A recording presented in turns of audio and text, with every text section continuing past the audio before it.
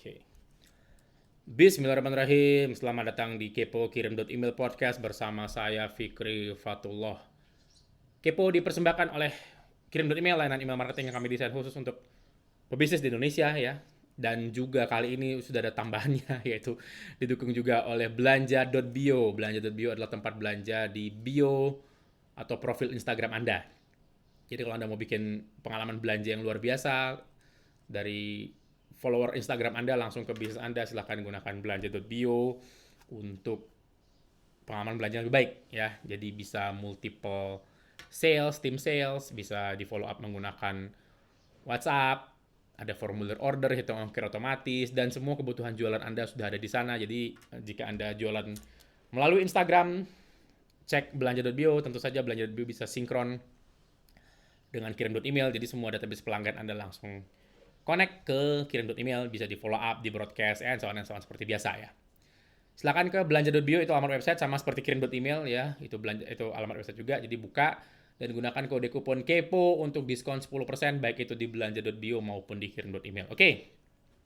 Nah, kali ini saya akan bahas sebuah tema yang kemarin saya sempat voting di Instagram saya yang judulnya salah paham sumber daya. Nah, ya ini terjadi belakangan karena saya beberapa kali ngobrol dengan orang urusan database pelanggan lah ya, memang ya bisnis saya kan bergerak di bidang database pelanggan ya, jadi ya obrolannya nggak jauh-jauh dari situlah ya.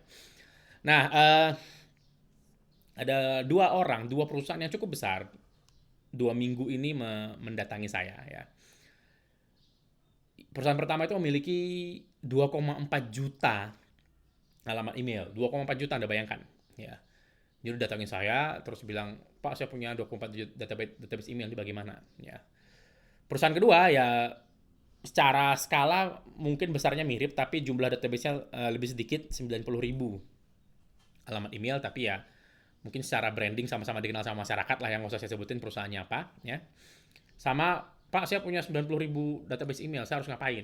Ini bagaimana caranya ini bisa nambah sales dan lain-lain ya. Oke. Nah, inilah yang jadi sumber permasalahan ya. Inilah yang menjadi tema kita di episode kali ini, yaitu salah paham sumber daya. Kebanyakan perusahaan menganggap database email yang besar atau database pelanggan yang besar ya, atau data lah ya. Kalau saya boleh bilang data aja, entah itu data email, entah itu data WhatsApp, itu adalah sumber daya, resource ya.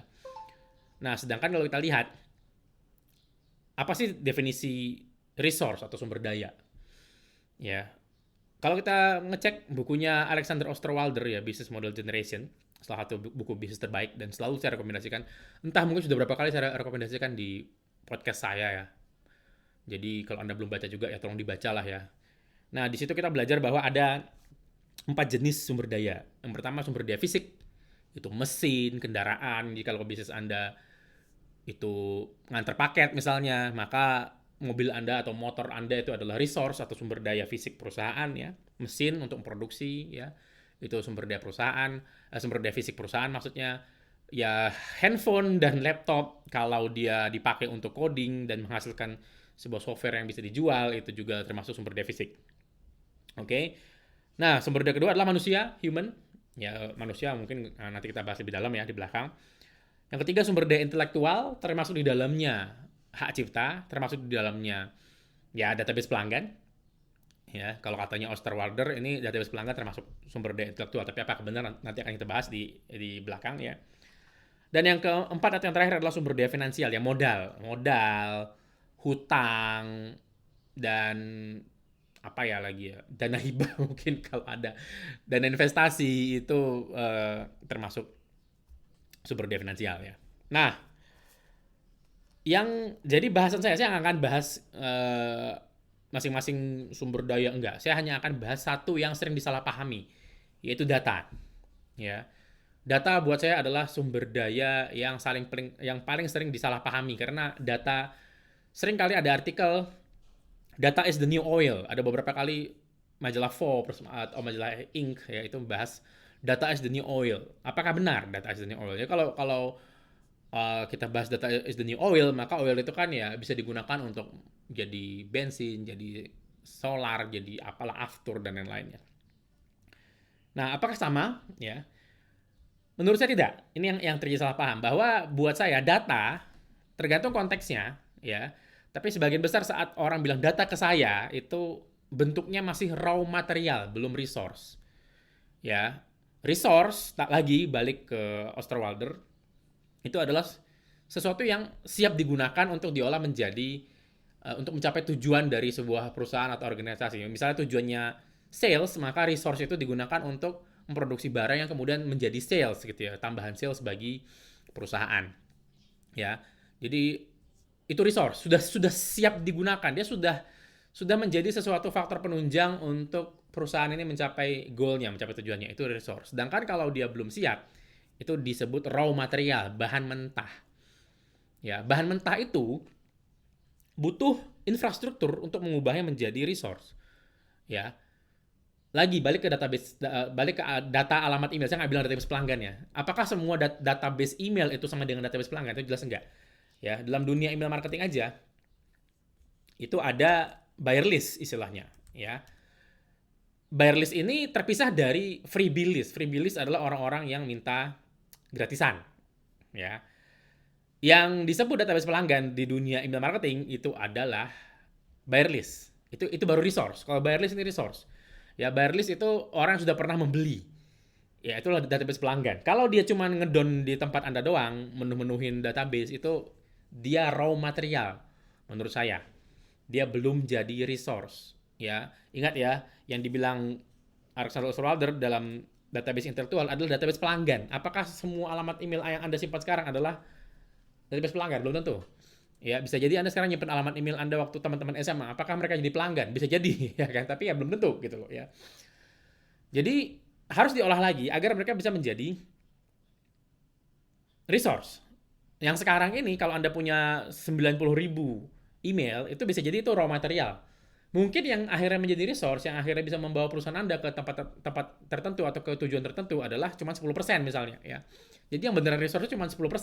Sisanya adalah raw material yang harus diolah lagi supaya dia siap membeli menjadi resource ya. Sama kayak tadi ya oil ya. Kalau kita bilang data is the new oil ya lagi, oil itu harus diolah kan. Oil adalah raw material ya. Keluar dari dalam perut bumi gitu kan ya. Terus diolah bisa menjadi ini, bisa menjadi itu, banyak. Tapi ya butuh infrastruktur untuk mengubahnya. Sama kayak data email. Ya, Anda punya 90.000 tadi ya alamat email. Butuh infrastruktur seperti kirim.email untuk mengubahnya menjadi resource. Setelah dia Anda broadcast, Anda keluarkan potensinya, Anda lihat datanya, ada open, ada klik, segala macam, Anda tahu mana alamat email yang aktif, mana yang nggak aktif, mana yang dibuang, mana yang baru. Dia baru jadi resource. Dia baru jadi database pelanggan. Saat Anda bisa menggunakannya, Anda broadcast, menghasilkan duit, menghasilkan sales, dia jadi resource. Ya, dia jadi database pelanggan setelah dia dipergunakan gitu loh. Setelah ada interaksi di dalamnya. Jangan cuman ngedon tersimpan aja terus dianggap wah ini sumber daya kita besar nih 90.000 email. Enggak, itu bukan sumber daya, maaf. Ya. Jadi dia butuh infrastruktur sebelum dia jadi resource, kalau nggak dia hanya jadi raw material, bahan mentah ya. Terus dia butuh biaya, ya semua infrastruktur butuh biaya. Anda mengubah batu bara itu menjadi sesuatu yang berguna, jadi bahan bakar, bisa menghasilkan listrik dan lain-lain, itu Anda akan butuh biaya. Membongkarnya aja butuh biaya. Ya, mengeluarkan minyak oil dari dalam bumi itu butuh biaya, eksplorasi segala macam ya. Terus butuh apa lagi? Ini yang paling krusial, butuh waktu. Anda bisa jadi punya infrastruktur, Anda bisa jadi punya duit, tapi Anda mungkin nggak punya waktunya ya untuk mengubah ini semua menjadi resource. Ini pernah kejadian dikirim, pernah kejadian di kami ya. Ada pelanggan dengan sekian juta email database itu datangin kami, dananya sudah siap, infrastruktur server segala macam sudah siap, tapi kami nggak punya waktu untuk mengolahnya. Untuk mengolahkan butuh waktu 6 bulan kalau nggak salah, ini saya lupa, kejadian sudah cukup lama ya. Kami butuh 6 bulan untuk membuatnya running, sedangkan si perusahaan itu butuh hanya punya waktu 2 bulan karena mereka harus launching sesuatu. Yang akhirnya nggak close ya, dealnya tidak terjadi ya. Karena waktunya nggak ada. Ya. Nah, ini yang terakhir itu raw material itu ada expirednya. Kebanyakan ya, nggak semua ya. Ada masa berlakunya expired. Misalnya Anda punya bahan mentah apa ya, daging sapi misalnya ya, untuk diolah menjadi direbus, mungkin dipersiapkan untuk menjadi resource-nya atau sumber dayanya untuk membuat rendang misalnya. Nah, daging sapi Anda treatment tidak baik, dia akan ada expirednya akan lebih cepat. Dia besok bisa basi gitu ya, bisa busuk gitu kan ya. Sama juga dengan email. Ya, ada masa expirednya. Tidak ada email itu bertahan abadi selamanya, nggak ada. Email kalau dibiarin aja gitu, dia akan nonaktif, dia akan mati. Pun sudah dia diolah, dia bisa unsubscribe, dia bisa nggak aktif lagi, and so on, bisa bounce dan lain-lain ya. Jadi semua bahan mentah itu ada masa expirednya. Jadi kalau Anda sekarang nyimpen 1 juta email tapi nggak ada apa-apain, tahun depan itu mungkin dari 1 juta itu yang aktif tinggal tinggal sekian persennya. Jadi udah menurun jumlahnya. Oke, jadi customer database yang lebih spesifik itu adalah resource. Saya setuju, intellectual resource ya. Tapi hanya alamat email doang itu adalah raw material, data doang. Sama kayak follower di Instagram. Itu raw material, itu bahan mentah. Apakah semua itu pelanggan Anda? Belum tentu. Tapi dia bisa jadi resource kah? Bisa. Ya.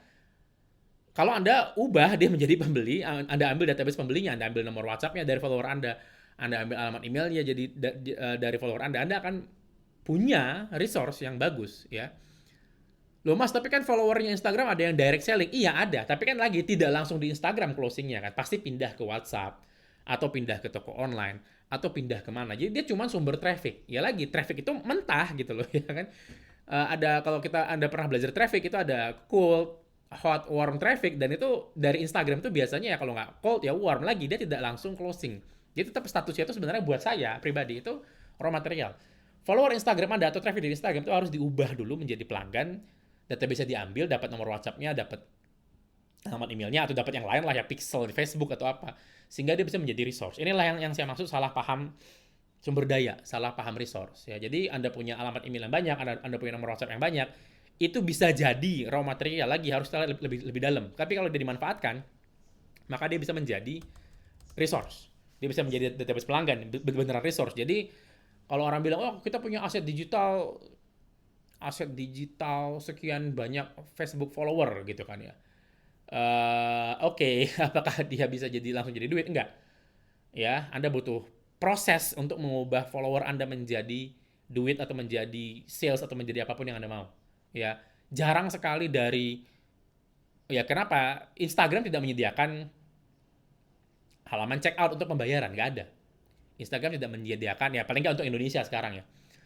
Facebook tidak menyediakan platform untuk jual beli, walaupun ada Facebook Marketplace, itu Anda harus closingnya itu manual via Messenger, via WhatsApp dan lainnya. Jadi tetap butuh ada proses, walaupun sedikit, walaupun pendek, tetap butuh ada proses mengubah raw material, bahan mentah ini berupa Facebook traffic, Instagram follower, Instagram likers, Instagram fans, Facebook fans, untuk mengubahnya menjadi pembeli. Jadi tidak bisa langsung. Apa adanya dia, kalau Anda diamin, dia nggak akan bisa menghasilkan apa-apa.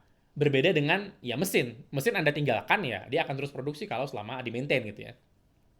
Sama kayak website yang menghasilkan, itu bisa jadi resource kalau dia punya database, kalau dia punya traffic yang konsisten, kalau dia punya organic traffic yang bagus, dia bisa jadi resource ya. Cuman hanya website yang nggak diapa-apain, nggak dioptimasi, itu hanya akan jadi raw material ya. Mengubah website yang mati suri nggak ada penghuni menjadi website yang ramai dengan SEO, dengan Facebook Ads, dengan Google Ads, atau dengan apapun, itu butuh skill ya. Jadi untuk mengubah tadi ya raw material menjadi infrastruktur itu nggak sembarangan. Anda butuh untuk mengubah raw material maksud saya menjadi resource itu nggak sembarangan. Anda butuh infrastruktur, Anda butuh biaya, Anda butuh waktu, dan lagi Anda butuh orang-orang yang capable atau orang-orang yang mampu untuk mengubah raw material ini menjadi resource. Ya. Data ini di tangan orang yang salah, ya dia bisa lebih buruk kondisinya daripada Anda tidak punya data. Ya, kesalahan membaca data itu impact-nya kemungkinan bisa lebih buruk daripada Anda nggak punya data sama sekali. Bisa misinterpretasi gitu loh. Ya, hati-hati. Ini makanya Anda harus punya orang yang sangat capable untuk membaca data. Dia tahu apa artinya ini, apa artinya itu. Nah, kalau dia sembarangan menginterpretasi, menerjemahkan, itu sama kayak Anda baca kitab yang Anda nggak paham konteks dari kitab itu apa gitu ya kan. Bisa terjadi kesesatan gitu loh ya. Nah, butuh orang yang capable untuk membaca data ya, butuh skill untuk mengolah data tersebut ya. Jadi data mentah itu kalau di tangan orang yang nggak punya skill, ya ngapain? Dia buat apa gitu loh ya kan ya. Butuh skill untuk mengubahnya. Untuk Anda butuh misalnya tadi alamat email, Anda butuh orang yang bisa jago nulis email, jago segmentasi email, bisa bikin autoresponder, bisa bikin tampilan email yang menarik, dan lain-lain ya. Sama kayak pixel di Facebook Anda, kalau Anda punya 200.000 custom audience, nggak bisa digunakan, ya ngapain? Anda butuh skill untuk mengkonversi itu menjadi sesuatu gitu loh, ya menjadi sesuatu. Jadi nggak sembarangan lah data ini ya. Data adalah buat saya sumber daya yang paling disalahpahami lah, ya. Jadi infrastruktur atau platform seperti kirim.email atau belanja.bio itu memang kami desain untuk mengkonversi atau mengubah raw material ini menjadi resource. Ya, sisanya apakah resource ini menghasilkan atau tidak? Ini kembali ke banyak hal, ke bisnis Anda, ke produk Anda, bagaimana Anda menawarkan, ya, bagaimana service Anda dan yang lain. Tapi ya lagi platform seperti kirim.email, seperti belanja.bio itu bisa mengubah raw material berupa database atau alamat email yang Anda miliki atau follower Instagram yang Anda miliki itu menjadi sebuah resource yang bisa Anda gunakan untuk bisnis Anda, ya. Jadi hanya karena Anda punya website itu statusnya bisa raw material atau statusnya bisa resource itu tergantung Anda. Itu aja mungkin dari saya. Terima kasih. Jangan lupa mengunjungi kirim.email dan belanja.bio dan menggabungkan keduanya. Ya, silahkan gunakan kode kupon KEPO, huruf besar semua, KEPO, untuk mendapatkan diskon 10% berlangganan kirim.email maupun belanja.bio. Terima kasih, sampai ketemu di episode selanjutnya. Insya Allah. Assalamualaikum warahmatullahi wabarakatuh.